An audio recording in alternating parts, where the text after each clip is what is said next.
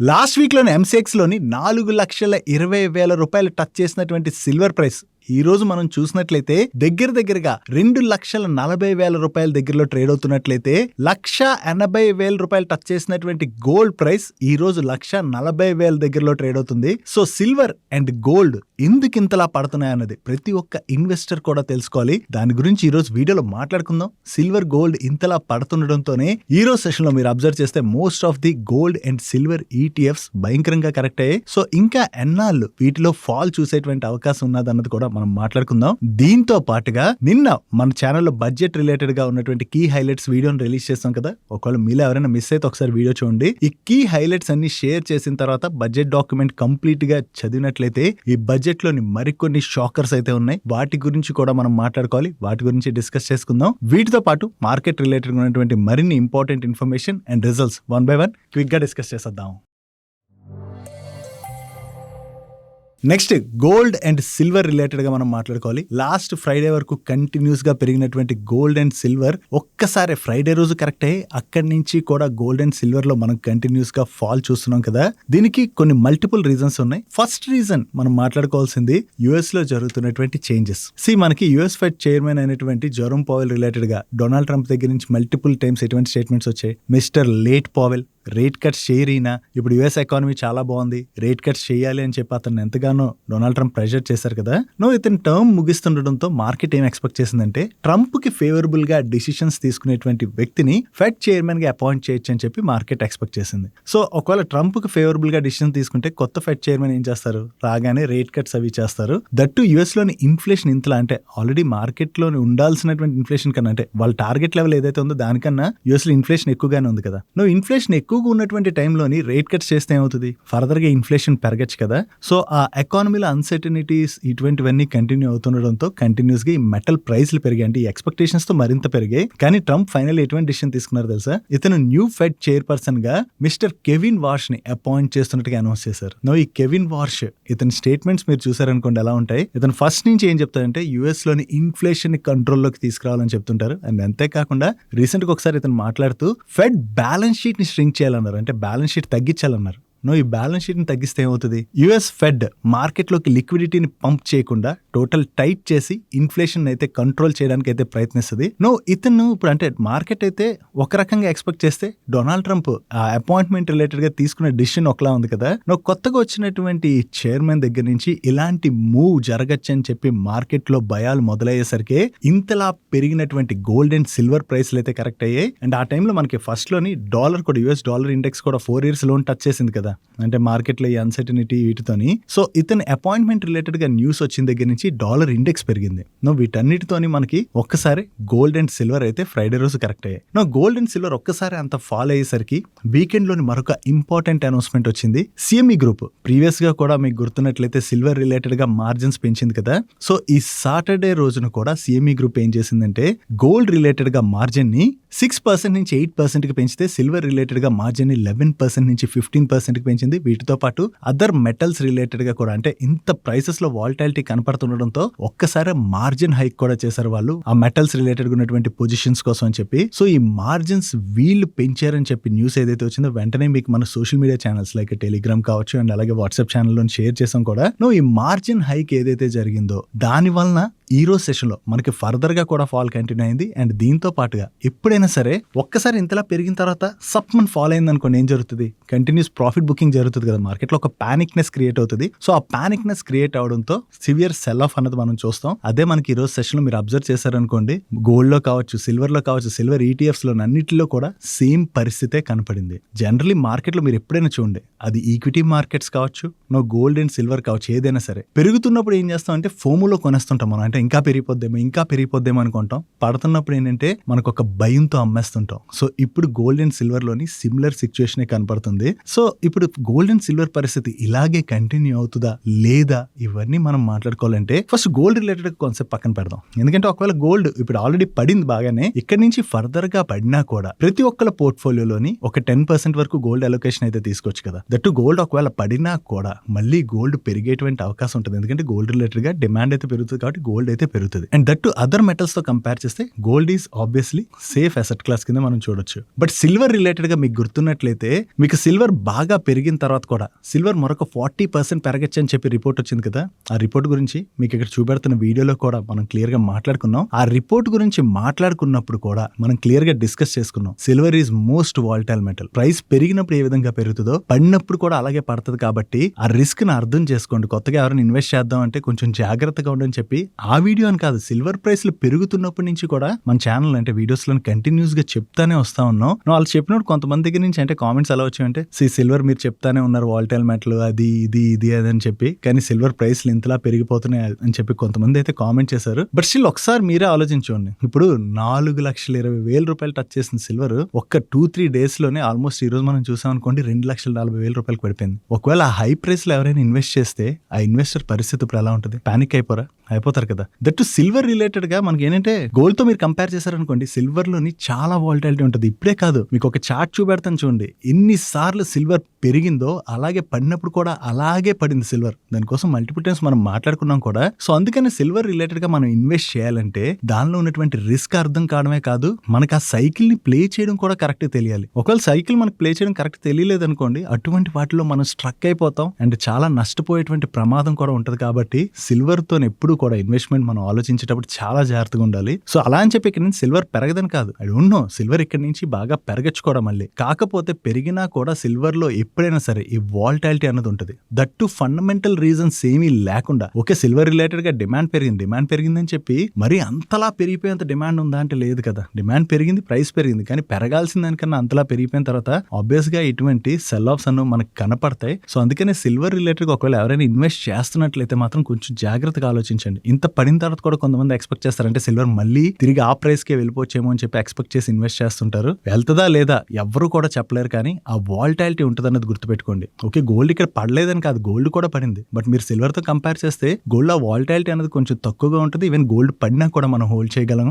So gold అయితే మన పోర్ట్ఫోలియోలోని కొంత అలొకేషన్ కూడా ఇవ్వచ్చు కాబట్టి పెద్ద ప్రాబ్లం లేదు. బట్ సిల్వర్ రిలేటెడ్ గా అలా కాదు. సో అందుకనే సిల్వర్ రిలేటెడ్ ఇన్వెస్ట్ చేసేటప్పుడు చాలా జాగ్రత్తగా ఉండండి. నాకు తెలిసి ఈ సెల్ ఆఫ్ ఏదైతే ఉందో కొన్ని రోజులు కనపడచ్చు, తిరిగి ప్రైస్ కూడా మనకి అడ్జస్ట్ అవ్వచ్చు. బట్ తిరిగి అదే ప్రైస్లకి వెంటనే వెళ్ళిపోతాయా లేదా అంటే మార్కెట్ లో ఉన్నటువంటి ఇష్యూస్ వీటన్నిటితోనే వెళ్తాయి తప్ప, మనకి సప్లై సైడ్ బాగా పెరిగింది అనుకోండి ప్రైస్లు పెరిగేటువంటి అవకాశం కూడా తక్కువగా ఉంటుంది. దట్టు ఇప్పుడు ఏమి తక్కువ ప్రైస్లో కూడా లేవు కదా, బాగానే పెరిగాయి కూడా. సో అందుకని ఇప్పుడు ఎవరైనా ఇన్వెస్ట్మెంట్ రిలేటెడ్ డిసిషన్ తీసుకుంటే మాత్రం కొంచెం జాగ్రత్తగా ఆలోచించుకునే డిసిషన్ తీసుకోండి. ముందుగా మార్కెట్ అప్డేట్ చూసినట్లయితే ఈ రోజు సెషన్ లో సెన్సెక్స్ 943 పాయింట్స్ పెరిగి 81,666 పాయింట్స్ కి క్లోజ్ అయినట్లయితే నిఫ్టీ 262 పాయింట్స్ పెరిగి 25,088 పాయింట్స్ కి క్లోజ్ అయింది. అండ్ ఈ రోజు సెషన్ లో మిడ్ క్యాప్ ఇండెక్స్ 0.86% పెరిగినట్లయితే స్మాల్ క్యాప్ ఇండెక్స్ 0.28% పెరిగింది అండ్ బ్యాంక్ నిఫ్టీ 0.35% పెరిగింది.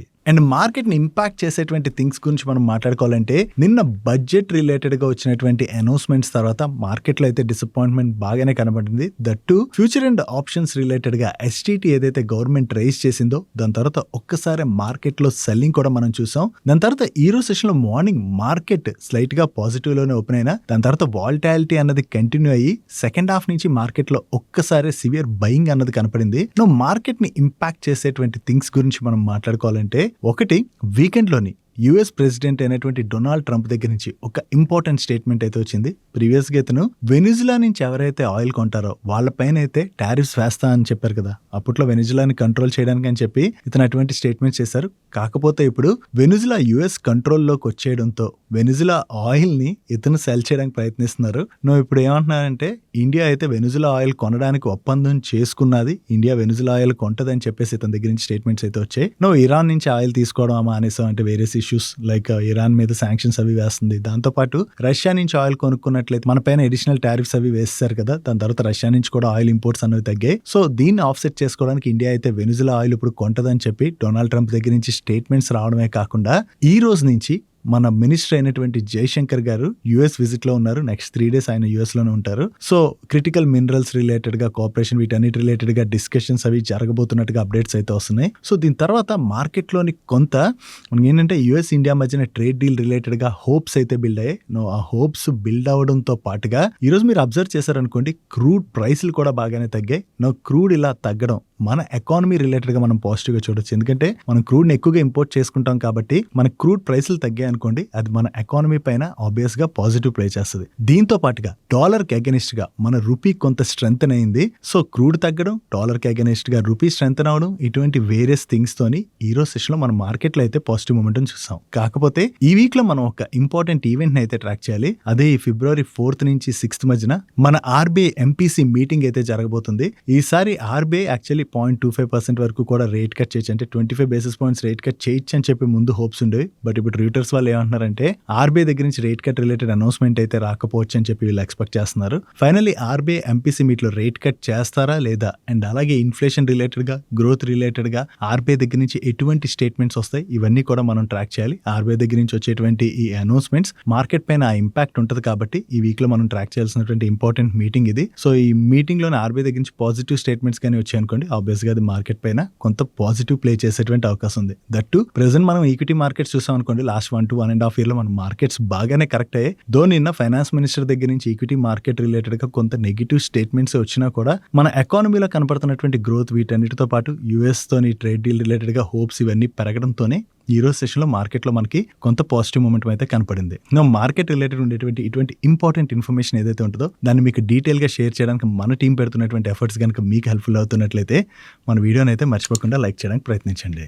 నెక్స్ట్, నిన్న పార్లమెంట్లోని మన ఫైనాన్స్ మినిస్టర్ ప్రవేశపెట్టినటువంటి బడ్జెట్లో కీ హైలైట్స్ రిలేటెడ్గా మనం నిన్న వీడియోలోనే డిస్కస్ చేసుకున్నాం కదా. ఈ బడ్జెట్ 2026లోని అన్ని ఫుల్ ఫ్లెజ్గా, అంటే స్టాక్స్ రిలేటెడ్గా కావచ్చు, ట్యాక్స్ రిలేటెడ్, ఇవన్నీ మనం మాట్లాడుకున్నాం. వీటితో పాటు కొన్ని షాకర్స్ కూడా ఉన్నాయి మనం డిస్కస్ చేసుకోవాల్సినవి. దీనిలో మనం ముందుగా మాట్లాడుకోవాలంటే సోవరింగ్ గోల్డ్ బాండ్స్ రిలేటెడ్గా మాట్లాడుకోవాలి. ఈ సోవరింగ్ గోల్డ్ బాండ్స్ పైన వచ్చేటువంటి మనకి గెయిన్ ఏదైతే ఉంటుందో ఆ గెయిన్ పైన మనం అది డైరెక్ట్గా గవర్నమెంట్ బాండ్స్ డైరెక్ట్గా, అంటే ప్రైమరీగా కొనేవండి లేదా సెకండరీ మార్కెట్ అంటే బ్రోకర్స్ దగ్గర నుంచి కొనేవండి, ఏదైనా కొనేవండి, దాని మీద వచ్చేటువంటి గెయిన్ పైన మనకి ఎటువంటి ట్యాక్స్ ఉండేది కాదు.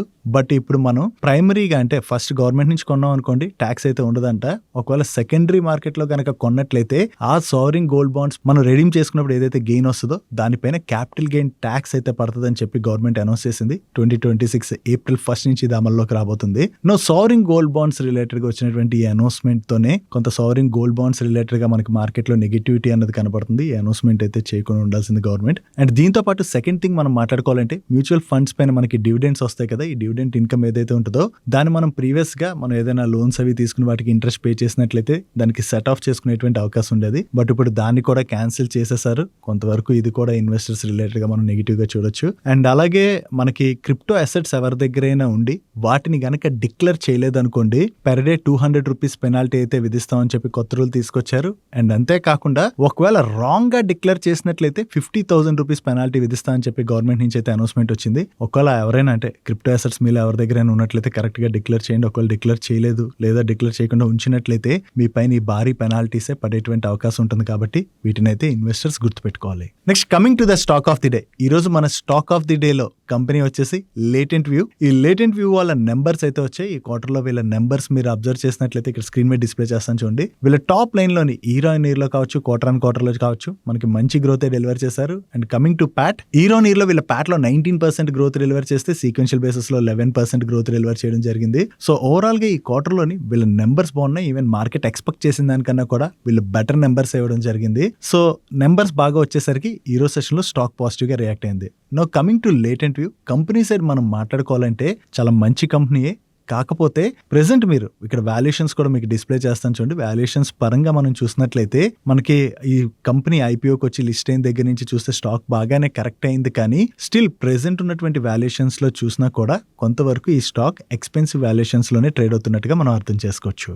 నెక్స్ట్, యుఎస్ ఫెడ్ యొక్క నెక్స్ట్ చైర్మన్ గా డొనాల్డ్ ట్రంప్ ప్రతిపాదించినటువంటి కెవిన్ వార్ష్ ఎవరైతే ఉన్నారో, ఈయన రీసెంట్ గా మీడియాలోని మాట్లాడుతూ ఒకవేళ 40 బిలో ఉన్నట్లయితే ఈ టైంలోని మీరు బిట్ కాయిన్ లోని ఇన్వెస్ట్ చేయడం better and bit coin is new gold అన్నట్టుగా అతను కామెంట్ చేయడం జరిగింది. ఆ వీడియో ప్రెసెంట్ ఇప్పుడు వేరియస్ సోషల్ మీడియా హ్యాండిల్స్ లో అయితే భయంకరంగా తిరుగుతుంది. కాకపోతే ఇక్కడ మీరు ఒకటి గుర్తుపెట్టుకోవాలి, ఈ క్రిప్టో అసెట్స్ ఏవైతే ఉంటాయో ఇవి రెగ్యులేటెడ్ ప్రొడక్ట్స్ కాదు. అండ్ మన ఇండియన్ గవర్నమెంట్ అయితే వీటిని అసలు అలౌ కూడా చేయట్లేదు. సో ఇటువంటి న్యూస్లు అయితే తిరుగుతుంటాయి. జనరలీ వీళ్ళు మాట్లాడినటువంటివి ఏవైతే ఉంటాయో అవి సోషల్ మీడియాలో తిరుగుతుంటాయి. కానీ అటువంటివి చూసి అట్రాక్ట్ అయ్యి ఇన్వెస్ట్ చేసినట్లయితే ఆల్రెడీ క్రిప్టో అసెట్స్ రిలేటెడ్ గా అది గవర్నమెంట్ ఎటువంటి స్టెప్స్ తీసుకుంటుందో మనం ఇందాకలో కూడా మాట్లాడుకున్నాం కదా. సో ఒకవేళ గవర్నమెంట్ వీటిని ఫ్యూచర్ లో బ్యాన్ చేసినట్లయితే అన్నెసరీ మన డబ్బులే రిస్క్ లో పడతాయి. కాబట్టి ఇటువంటి ఫిన్టెక్ రిలేటెడ్ ప్రొడక్ట్స్ తో ఇప్పుడు కూడా మనం జాగ్రత్తగా ఉండడం అన్నది బెటర్. నెక్స్ట్ 2022 ఆ టైంలోని యుఎస్ కి చెందినటువంటి కొన్ని చిన్న బ్యాంక్స్ కొలాప్స్ అవడం గురించి మనం ఆ టైంలో డిస్కస్ చేసుకున్నాం కదా.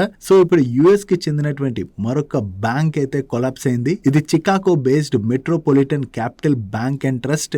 ఈ బ్యాంక్ కొలాప్స్ అవడంతో ఈ బ్యాంక్ యొక్క అసెట్స్ అన్నిటిని కూడా సెల్ చేయడానికి ఫెడరల్ డిపాజిట్ ఇన్సూరెన్స్ కార్పొరేషన్ అయితే ముందుకొచ్చింది. జనరల్లీ వీటిలో ఉన్నటువంటి ఇన్వెస్టర్స్ ని ప్రొటెక్ట్ చేసేందుకు గాను ఫెడ్ డిపాజిట్ ఇన్సూరెన్స్ ఫండ్స్ ఏవైతే ఉంటాయో వాటిని యూజ్ చేస్తారు కదా. సో దానికోసం అని చెప్పి ఇప్పుడు federal deposit insurance corporation next steps అయితే తీసుకుంటున్నట్లుగా వేరియస్ మీడియా ప్లాట్ఫామ్స్ రిపోర్ట్ చేస్తున్నాయి. జనరల్లీ యుఎస్ లో ఉన్నటువంటి ఇటువంటి చిన్న బ్యాంక్స్ కొంత ఫైనాన్షియల్ క్రైసిస్ ని అయితే ఫేస్ చేస్తున్నాయి. So that US economy situation కూడా ప్రెసెంట్ కొంత బాగోకపోవడంతో చిన్న బ్యాంక్స్ అయితే ఇబ్బంది పడుతున్నట్టుగానే మనం అర్థం చేసుకోవచ్చు. నెక్స్ట్ మార్కెట్ లో లిస్ట్ అయినటువంటి ఎన్బిఎఫ్సి అయిన credit access Grameen axis bank purchase చేయొచ్చు అని చెప్పేసి చాలా రోజుల నుంచి న్యూస్ తిరుగుతుంది. దాని గురించి మనం మాట్లాడుకున్నాం కూడా. ఇప్పుడు మనీ కంట్రోల్ వాళ్ళు పబ్లిష్ చేస్తున్న దాని ప్రకారం యాక్సిస్ బ్యాంక్ వాళ్ళైతే ఈ క్రెడిట్ యాక్సెస్ గ్రామీణ్ లోని 66.28% స్టేక్ ని అక్వైర్ చేయబోతున్నట్లుగా అయితే వీళ్ళు రిపోర్ట్ చేస్తున్నారు. అండ్ ప్రెసెంట్ మార్కెట్ లో ఉన్నటువంటి వాల్యుయేషన్ కన్నా స్లైట్ డిస్కౌంట్ లోనే ఈ ఎన్బిఎఫ్సి ని యాక్సిస్ బ్యాంక్ అయితే అక్వైర్ చేసేటువంటి అవకాశం ఉన్నదని చెప్పి వీళ్ళు పబ్లిష్ చేయడం జరిగింది. సో దీని రిలేటెడ్ గా త్వరలో యాక్సిస్ బ్యాంక్ దగ్గర నుంచి కానీ క్రెడిట్ యాక్సెస్ గ్రామీణ్ దగ్గర నుంచి కానీ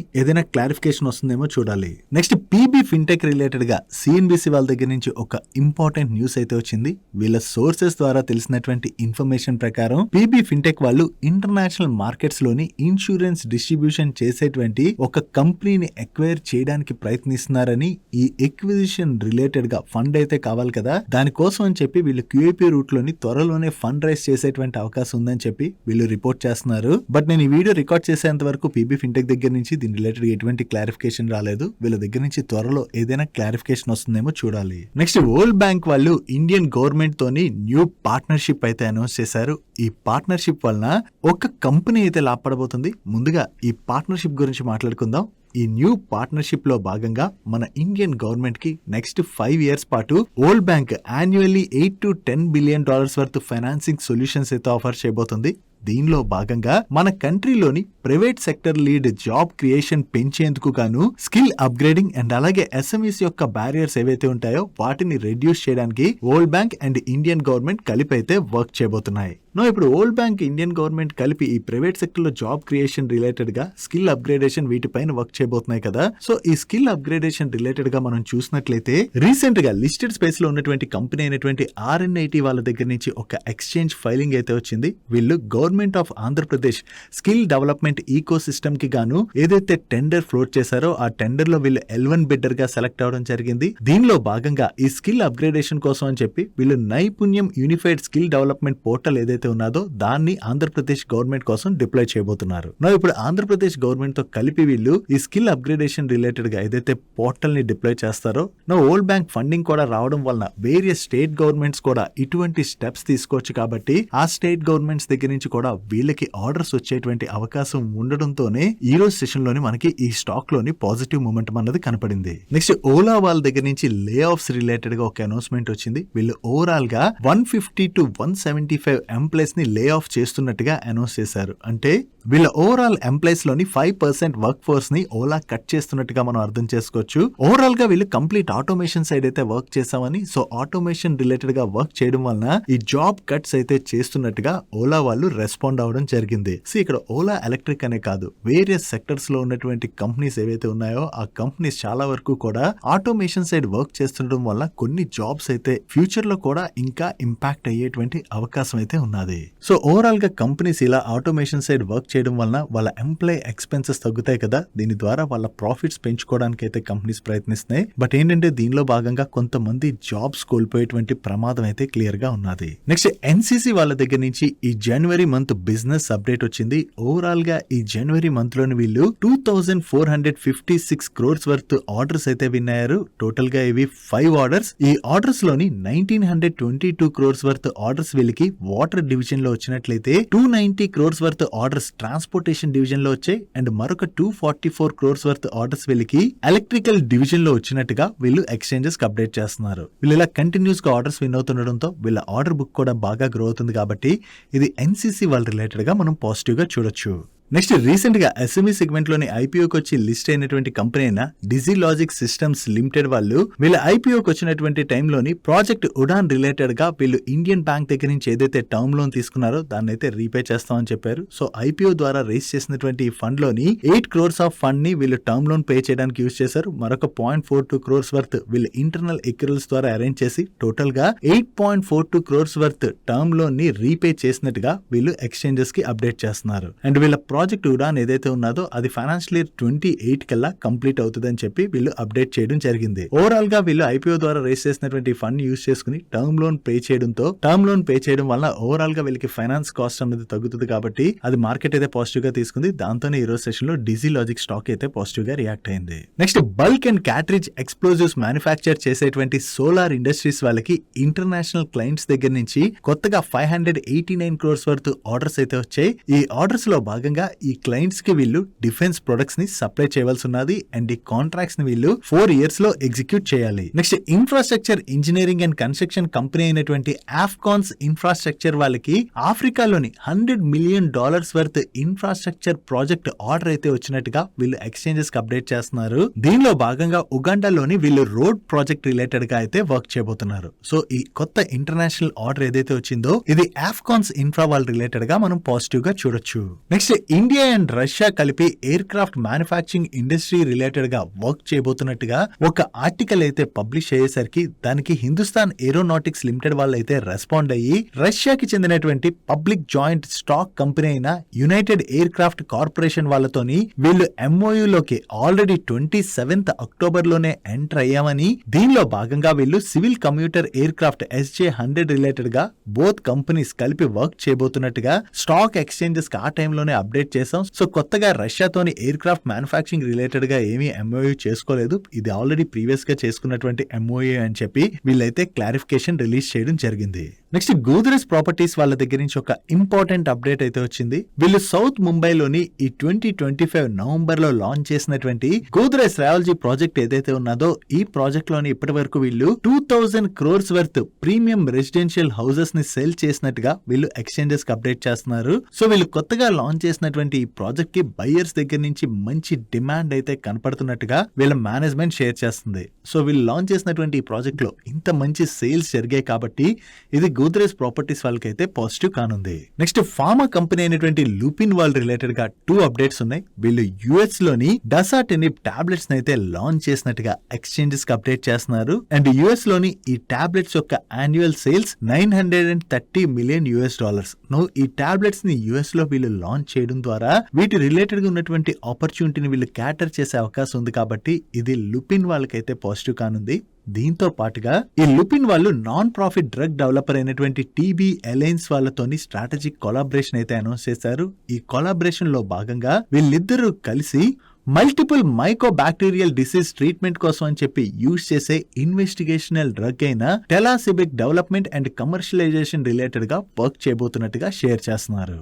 నెక్స్ట్ ఈ జనవరి మంత్ ఆటో సేల్స్ డేటా అయితే వచ్చింది. దీనిలోని Tata Motors passenger vehicles limited వాళ్ళు ఓవరాల్ గా ఈ జాన్ లోని 71,066 యూనిట్స్ అయితే వీళ్ళు సెల్ చేశారు. అంటే లాస్ట్ ఇయర్ సేమ్ మంత్ తో కంపేర్ చేస్తే ఈ జనవరి మంత్ సేల్స్ లోని వీళ్ళు 47.1% గ్రోత్ డెలివర్ చేయడం జరిగింది. అండ్ హ్యుండై మోటార్స్ వాళ్ళు ఓవరాల్ గా ఈ జనవరి మంత్ లోని 59,107 యూనిట్స్ అయితే సెల్ చేసినట్టుగా అప్డేట్ చేస్తున్నారు. సో ఇయర్ ఆన్ ఇయర్ లో చూసినట్లయితే వీళ్ళ సేల్స్ లోని 9.5% గ్రోత్ డెలివర్ చేశారు. When it comes to Mahindra and Mahindra overall గా వీళ్ళ ప్యాసింజర్ వెహికల్ సేల్స్ లోని ఇయర్ ఆన్ ఇయర్ లో వీళ్ళు 25% గ్రోత్ డెలివర్ చేయడం జరిగింది. అండ్ మారుతి సుజుకి వాళ్ళ విషయంకి వచ్చేసరికి వీళ్ళు లాస్ట్ ఇయర్ జనవరిలోని 2,12,251 యూనిట్స్ ని సెల్ చేసినట్లయితే ఈ జనవరి మంత్ లోని 2,36,963 యూనిట్స్ ని సెల్ చేశారు. ఓవరాల్ గా చూసుకుంటే ఈ జనవరి మంత్ లోని ఆటో సేల్స్ అయితే బాగానే జరిగినట్టుగా మనం అర్థం చేసుకోవచ్చు. అదే 2-wheeler సేల్స్ విషయంకి వచ్చేసరికి టీవీఎస్ మోటార్స్ వాళ్ళు వాళ్ళ సేల్స్ లోని ఇయర్ ఆన్ ఇయర్ లో 29% గ్రోత్ డెలివర్ చేసినట్లయితే హీరో మోటో కార్ప్ వాళ్ళు 26% గ్రోత్ డెలివర్ చేయడం జరిగింది. డైలీ మార్కెట్ లో వచ్చేటువంటి ఇటువంటి ఇంపార్టెంట్ అప్డేట్స్ ని మీతో డీటెయిల్ గా షేర్ చేయడానికి మన టీం పెడుతున్నటువంటి ఎఫర్ట్స్ గనక వీడియో చూస్తున్న ఏ పాయింట్ ఆఫ్ టైం లో అయినా మీకు హెల్ప్ఫుల్ అయినట్లయితే మన వీడియోని మర్చిపోకుండా లైక్ చేయడానికి ప్రయత్నించండి.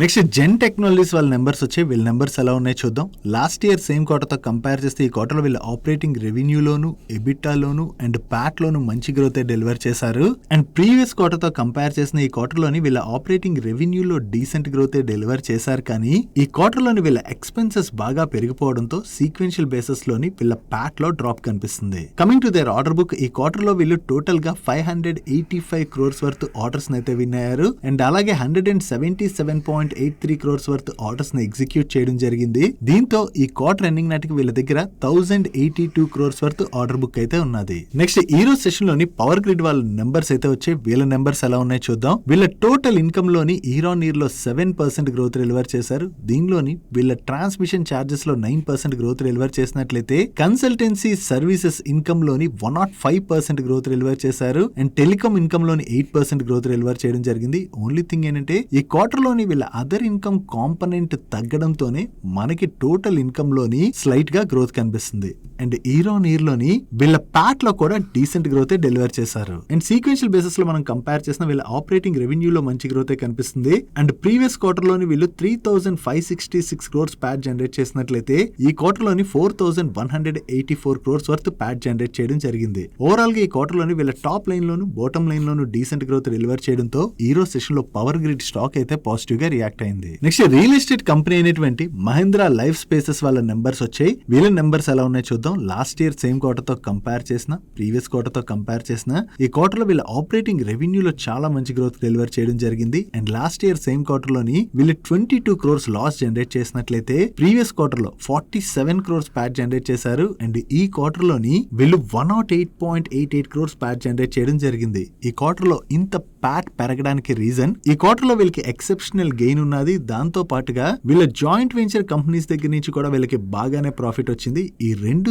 తీసి చూసినా కూడా ఈ క్వార్టర్ ప్రాఫిట్ లోని వీళ్ళు మంచి గ్రోత్ డెలివర్ చేశారు. ఓవరాల్ గా ఈ క్వార్టర్ లో వీళ్ళ నెంబర్స్ అయితే డీసెంట్ గానే ఉన్నాయి. నెక్స్ట్ హ్యుందాయ్ వాళ్ళ నెంబర్స్ వచ్చి వీళ్ళ నెంబర్స్ ఎలా ఉన్నాయో చూద్దాం. వీళ్ళ టోటల్ సేల్స్ లో ఇయర్ ఆన్ ఇయర్ లో 4.8% గ్రోత్ డెలివర్ చేశారు. సీక్వెన్షియల్ బేసిస్ లో కూడా డీసెంట్ గ్రోత్ డెలివర్ చేయడం జరిగింది. మెయిన్లీ ఇయర్ ఆన్ ఇయర్ లోని వీళ్ళ ఎక్స్పోర్ట్స్ లోని మంచి జంప్ కనపడటంతోనే ఓవరాల్ గా వీళ్ళ నెంబర్స్ అయితే బాగున్నాయి. డొమెస్టిక్ సేల్స్ విషయంకి వచ్చేసరికి ప్రీవియస్ క్వార్టర్ తో కంపేర్ చేస్తే ఈ క్వార్టర్ లో డొమెస్టిక్ సేల్స్ అయితే బాగానే పెరిగాయి. ఈ క్వార్టర్ లోని వీళ్ళు లాంచ్ చేసినటువంటి న్యూ హ్యుండాయ్ వెన్యూ ఏదైతే ఉన్నదో దీని రిలేటెడ్ గా వీళ్ళకి 80K వరకు బుకింగ్స్ వచ్చాయని, దీంతో పాటుగా రీసెంట్ గానే వీళ్ళు కమర్షియల్ మొబిలిటీ సెగ్మెంట్ లోకి కూడా ఎంటర్ అవుతున్నట్టుగా అనౌన్స్ చేశారు కదా. దాని ద్వారా కూడా గ్రోత్ రెవెన్యూస్ అన్లాక్ చేయబోతున్నట్టుగా వీళ్ళ మేనేజ్మెంట్ షేర్ చేస్తుంది. కమింగ్ టు దేర్ నెంబర్స్, వీళ్ళ రెవెన్యూస్ లో ఇయర్ ఆన్ ఇయర్ లో 8% గ్రోత్ డెలివర్ చేశారు. సీక్వెన్షియల్ బేసిస్ లో కూడా డీసెంట్ గ్రోత్ డెలివర్ చేయడం జరిగింది. అండ్ ఎబిటాలో ఇయర్ ఆన్ ఇయర్ లో 7.6% గ్రోత్ డెలివర్ చేశారు. బట్ సీక్వెన్షియల్ బేసిస్ లో మాత్రం వీళ్ళు ఎబిటాలో డ్రాప్ కనిపిస్తుంది. అండ్ ప్యాట్ లో కూడా ఇయర్ ఆన్ ఇయర్ లో 6.3% గ్రోత్ డెలివర్ చేశారు. బట్ సీక్వెన్షియల్ బేసిస్ లో వీళ్ళ ప్యాట్ అయితే తగ్గింది. ఓవరాల్ గా ఇయర్ ఆన్ ఇయర్ బేసిస్ లో వీళ్ళ నెంబర్స్ లో అయితే డీసెంట్ గ్రోత్ డెలివర్ చేయడం జరిగింది. బట్ సీక్వెన్షియల్ బేసిస్ లో మాత్రం వీళ్ళ ఎబిటా అండ్ ప్యాట్ లో డ్రాప్ కనిపిస్తుంది. That's it for today's daily munch guys. ఈ రోజు డైలీ మంచ్ లో మేము షేర్ చేసిన ఇన్ఫర్మేషన్ మీకు హెల్ప్ఫుల్ అయినట్లయితే మన వీడియోని లైక్ చేస్తూ ఛానల్ సబ్స్క్రైబ్ చేసుకోవడం మర్చిపోకండి. నేను చంద్రశేఖర్ పత్రి మరొక ఇంట్రెస్టింగ్ వీడియోతో కలుద్దాం. Good night.